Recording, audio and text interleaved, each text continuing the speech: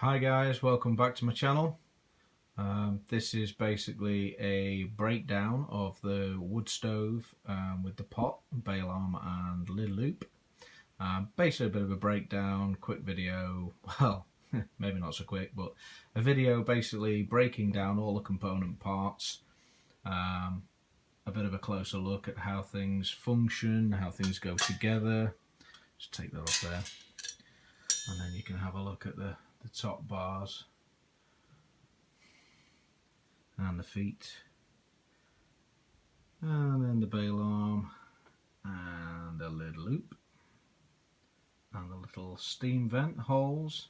Right, basically the original idea for this came from a gentleman called Mark Young, capital M for Mark and a capital Y for Young. Pop over to his channel and have a look. He's got loads of fantastic ideas, how-tos, homemade gear, trying to save money, which is what it's all about really.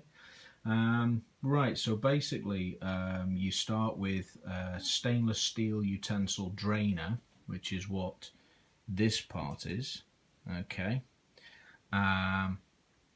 and with the holes that are originally in the utensil drainer, you then get some small brackets, nuts and bolts, and attach them to the bottom using the holes already in the bottom of the drainer, and that creates the feet.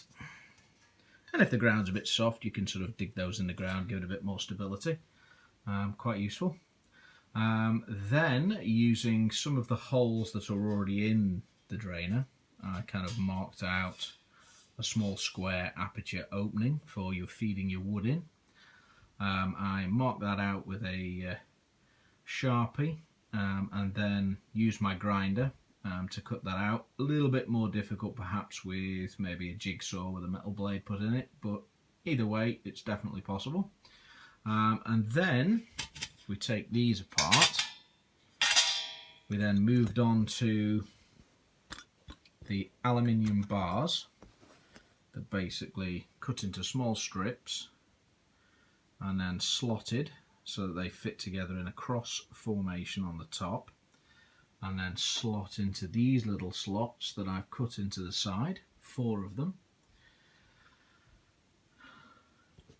That again was quite cheap, flat bar from B&Q, local hardware store, about £4. I think the utensil drainer was probably about £2 from a local B&M store. The brackets I already had. I had to get some nuts and bolts from a hardware store, another couple of quid.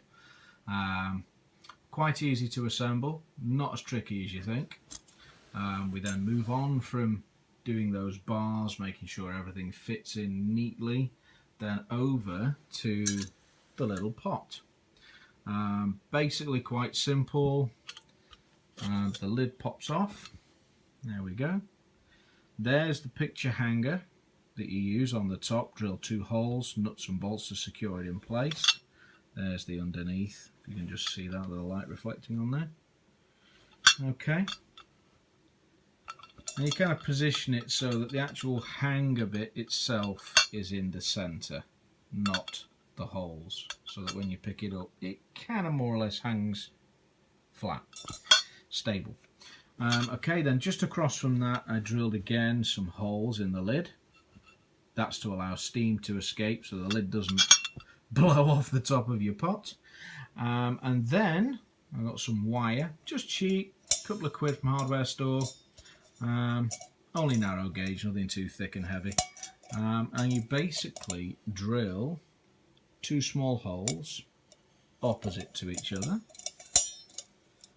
Okay, and you just cut a length of wire to sort of, you know, your desired height. And again, that's sort of personal preference. Poke one end through and bend it upwards.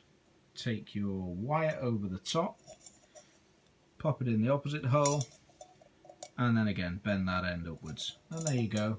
You have a lovely bail arm to hold your pot, and you can pop it on a pot hanger, and away you go. The purpose of the loop on the lid is so you can sort of pop your knife in when it's on the hanger and take the lid off. See how things are doing.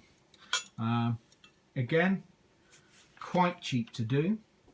It saves on, I would say, having to carry fuel in, i.e. sort of methylated spirits, stuff like that, into wherever your location is. You can also put, I don't know, your coffee, your tea, things inside your pot.